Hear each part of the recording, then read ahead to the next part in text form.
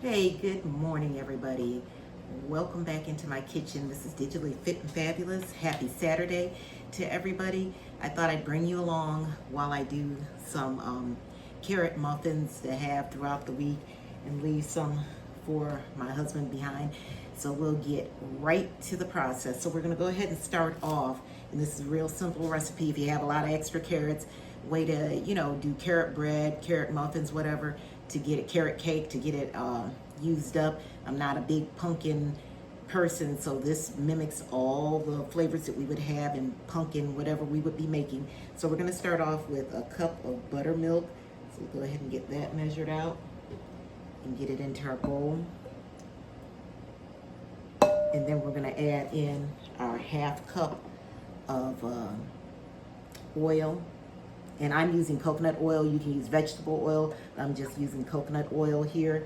Then we're gonna go ahead and we're gonna get whisked into the recipe 3 eggs. And for whatever reason, I only took out 2 eggs, so I have to grab another egg out of the fridge. I'm gonna go ahead, grab one more egg.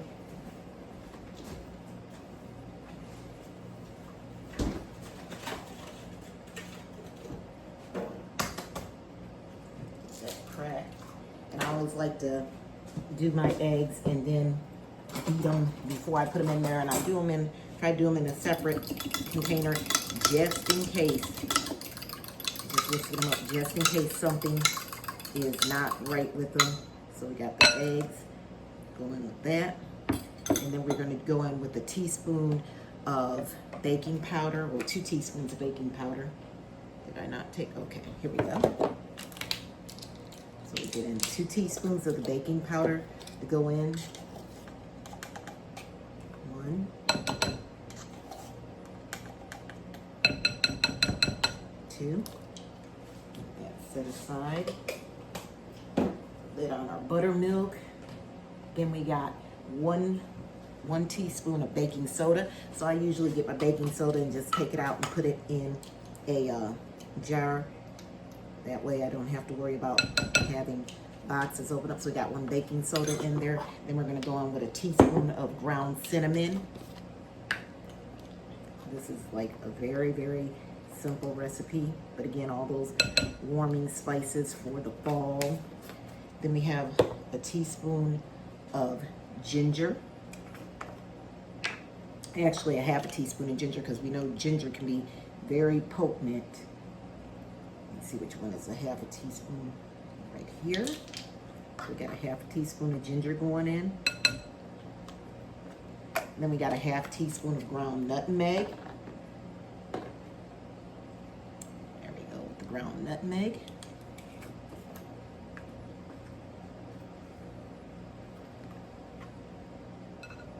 Okay. And then we have a 1/4 teaspoon of cloves, because everybody knows that cloves can be a very, very strong flavor, so you never want to overdo it on the cloves. So just make sure that's nice and level. And then you're going to have also a half a teaspoon of salt going in. So we'll grab our salt over here. I'm getting a half a teaspoon. Okay.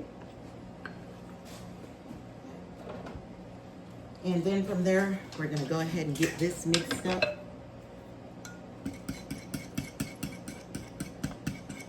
Just mixing that in our bowl.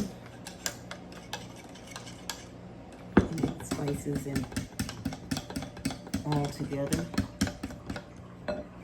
And next we're going to go in with our shredded carrot. So on your shredded carrots, it's 1 1/2 cups. As you can see, I already pre-shredded them. So we'll get that in there. Get all those carrots out. You know, here we don't leave anything behind. Grocery, everything, it just simply costs too much to not make sure that we get the most for our buck. And then we're going to add in 2 cups of all-purpose flour. So this is a 2-cup measuring cup, so we're just going to go ahead and fill this one up.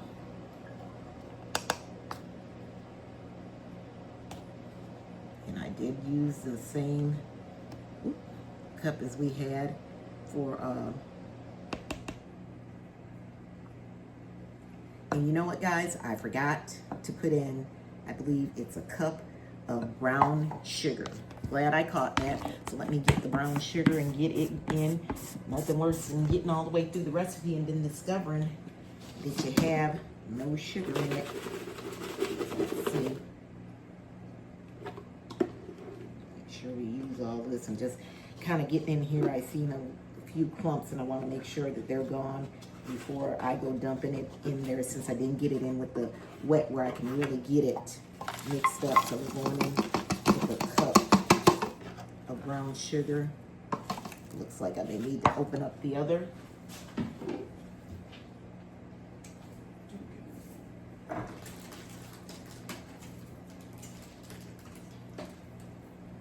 All right. Come back with the brown sugar and we'll top that off and get that set, and then we'll get the rest of this in the container for brown sugar. As usual, go figure that I got 2 opened. How about that, as they say. Okay. Then we'll just go ahead and put this right on in the container.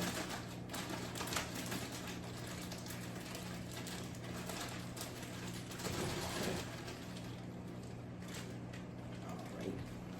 And you guys know I usually like to make everything brown sugar. I haven't made, but I will start to make, because it's just nothing more than granulated sugar and molasses and putting it in your mixer and actually just mixing it together.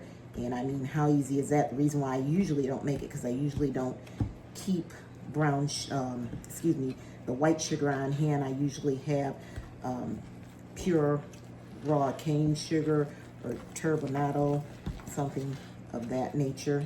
But I'd like to make my own brown sugar, just for the simple reason is I also like knowing what's in mine, and I like a darker brown sugar versus the super light brown. So getting that mixed up, gonna go ahead and put these where they need to be out of my way.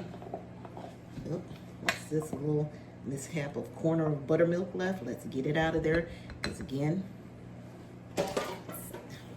it would cost too much to just leave stuff behind.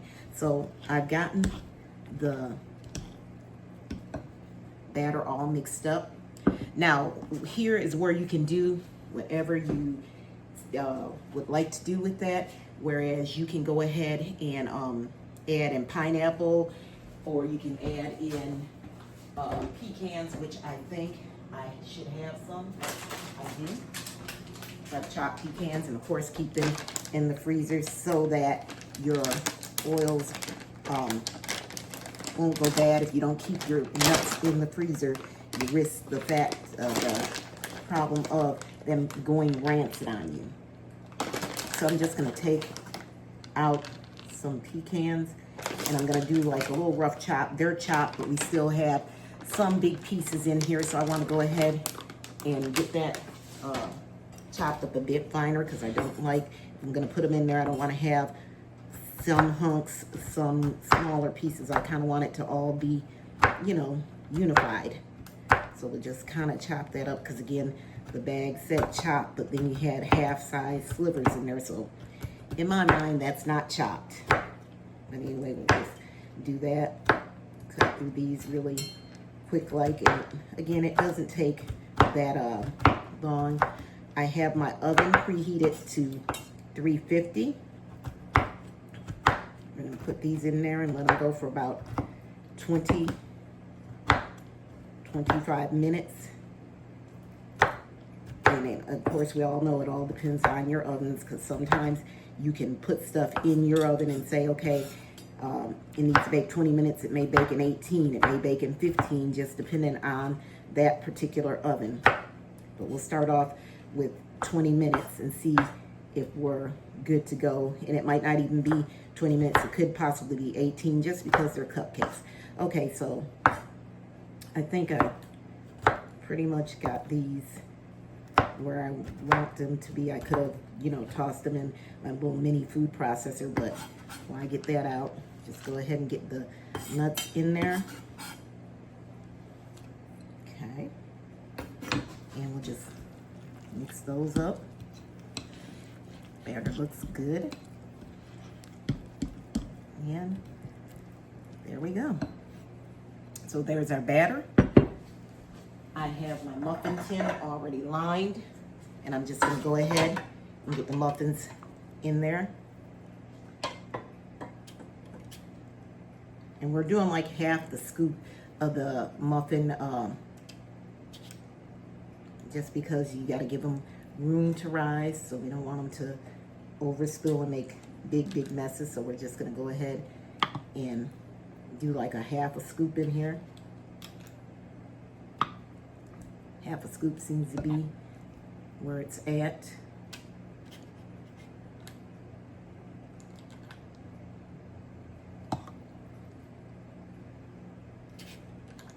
And again, I just put muffin liners in here. You don't have to. Just makes for easier cleanup.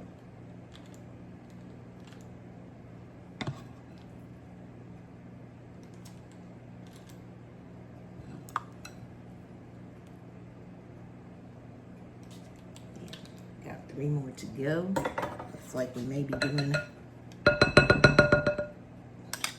this out of the way so I can heat it in here.